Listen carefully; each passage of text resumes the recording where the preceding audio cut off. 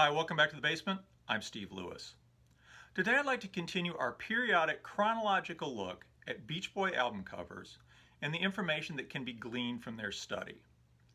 Last time we talked, we got as far as the Holland album, which to my mind was the last of the golden era of Beach Boy album covers in the early 70s.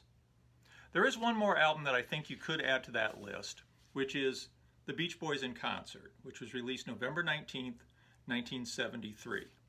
Now, of course, the Beach Boys weren't the first band to release a double live album in the 70s, but they came pretty early in this trend, which became a real staple type release as the decade went on. Prior to this, we had had live releases from The Doors, Grand Funk, the Allman Brothers, Crosby, Stills, Nash and Young.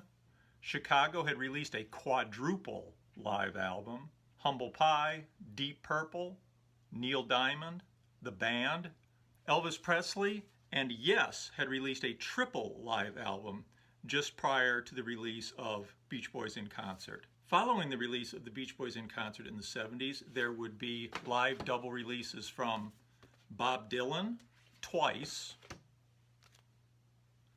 David Bowie, also twice in the 70s, Bob Seger and the Silver Bullet Band. Of course, let's not forget Kiss Alive,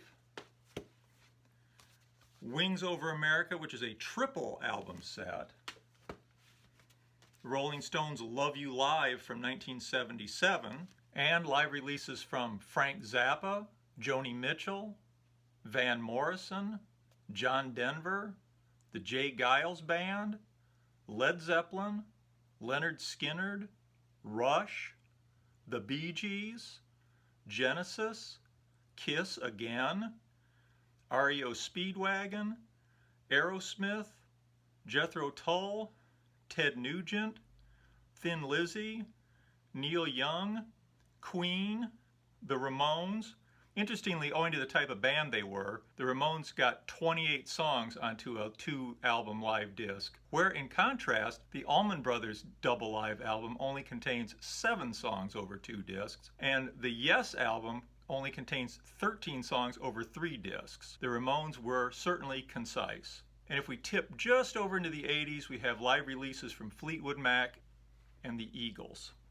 Of course, this is far from a comprehensive list, and I would be remiss if I didn't mention probably the biggest double live album of the 70s, Frampton Comes Alive from 1976. If I might digress, one thing that has always puzzled me is the lack of a double live Who album in 1976 or 1977. It seems like it would have been a natural. The Who didn't release any albums between the fall of 1975 with Who by Numbers and the summer of 1978 with Who Are You?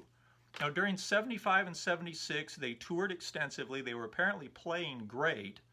And you got to remember, at this point their only live album had been Live at Leeds, so there were no live versions of anything from Who's Next, no Bob O'Reilly, Who Won't Get Fooled Again, Behind Blue Eyes. None of that had ever been released in a live version. Nothing from Quadrophenia, nothing from Who by Numbers. There hadn't even been a live version of Pinball Wizard released at this point. Whoever was in charge of Who product in 76 and 77 really missed a trick there. It would have undoubtedly been a huge, huge album, and very peculiar that there was no live Who album. Anyway, end of that digression. Let's get back to the Beach Boys in Concert album from 1973. It is a great cover for a live album. As you might have noticed, a lot of live albums feature cover photos that are out of focus or blurred or otherwise distorted. This one sort of almost induces vertigo, but it sort of captures the dynamism of a concert that you want to get across. You could certainly read some symbolism into the way Dennis is holding that mic stand in front of the audience, but in general it really captures the excitement that the band would have wanted to convey about their live shows. The main back cover photo is also deliberately slightly overexposed, again lending that air of dynamism and informality that you would like to capture in a live concert. The inner sleeve features some great color photos of the band both on stage and backstage. It's the kind of thing that we often see in double live albums from the 70s, though it makes a great souvenir for anybody that saw these concerts, and for anybody that hadn't seen the Beach Boys live, it's the kind of thing that would really make you want to go see a Beach Boys concert. Not the most innovative cover, but beautifully done and really conveys the excitement of the music contained within. Very well done on Beach Boys in Concert. The Beach Boys in Concert also turned out, of course, to be pretty much the last gasp for the Beach Boys as a progressive rock band. The next summer, '74, Endless Summer was released. I discussed that album cover in episode 16, Endless Summer and Happy Days.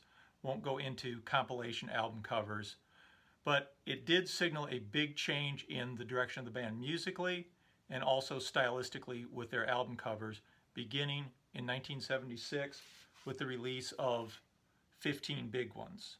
15 Big Ones and the albums that followed, Beach Boys Love You and the MIU album, were all done with the art direction of Dean Torrance, formerly of Jan and Dean. After the end of Jan and Dean, Dean had formed Kitty Hawk Graphics. He'd studied graphic design in college, went into album cover design. Now, for a long time, I have to admit, I had a pretty low opinion of Dean Torrance and Kitty Hawk Graphics album cover designs, being only familiar with the 3 Beach Boy albums,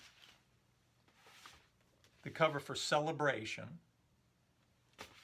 the cover for Bruce Johnston's Goin' Public, which featured a photo from the inner sleeve of the Sunflower album, and the Jan and Dean Anthology, which is kind of a clever cover, sort of one of the better ones. I wasn't aware that he had also done some other great album covers. He'd started out with a cover for the Buckinghams. He'd done a nice cover for Diana Ross and the Supremes, among others. I was also surprised to realize that he had worked on the cover art for Pacific Ocean Blue, which is a terrific album cover. He provided the cover art for Magnetic South by Michael Nesmith, Canned Heat Cookbook, all of Steve Martin's comedy albums. He'd done album covers for Linda Ronstadt. Many of Harry Nilsson's album covers were Dean Torrance and Kitty Hawk Graphics. Many of the Nitty Gritty Dirt Band's album covers. Dean had also in 1972 won a Grammy for album cover design for the cover of the Pollution album, which is an innovative cover, although nowadays the symbolism seems a little heavy-handed. So I'll admit I misjudged Dean's work, and some of these album covers have kind of grown on me. Let's start with 15 Big Ones. The first thing that you notice about the 15 Big Ones cover is that it showcases for the first time in many years only the original 5 Beach Boys, looking pretty much as they had in cartoon form 2 years earlier on the cover of the Endless Summer compilation. Oh, Dennis has finally started to grow a beard, being the last holdout of the clean-shaven Beach Boys. According to Dean, this interlinking ring design was Mike Love's idea. He had noted that it was an Olympic year in 1976 and thought that this would be an interesting design. Apparently, the Olympics gave them no trouble over that, which really surprised me. Maybe they were a little less litigious in those days.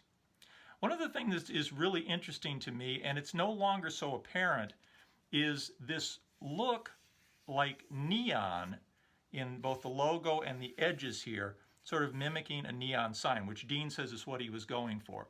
It's hard to remember now, but at the time in the 70s, neon signs were very much associated with pre-Beatles, the early 60s, the 50s. Neon signs had kind of gone out of style. Now, since then, they've regained their foothold quite a bit, and we no longer associate them with the past the way we did in 1976.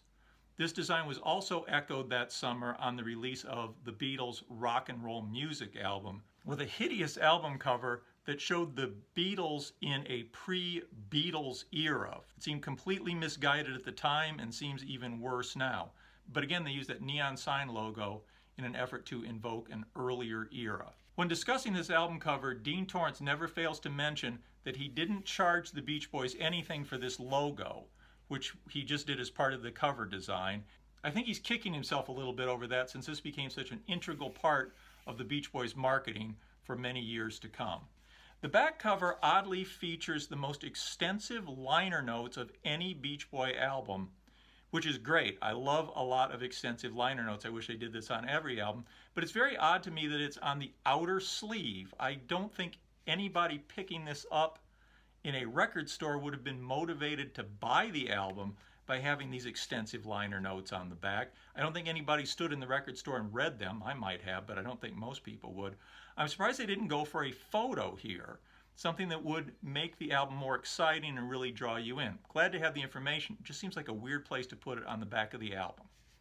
Now perhaps they were leaving room for this big photo collage inside, which features photos from the entire Beach Boys career, many pictures of family members and associates. You've got Murray Wilson here.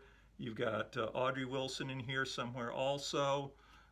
You've got Glenn Campbell. I believe that's Daryl Dragon there. I'm not 100% sure. It looks like him. Maybe it's his brother. Not sure. Anyway, it also features these concert tickets. Again, I think this is meant to be a concert draw, get people interested in seeing the Beach Boys live. Many pictures of the Beach Boys live on stage over the years. Once again, my complaint with this is there's just too many graphics and too much empty space. The Beach Boys seem to leave so much empty space on their album covers.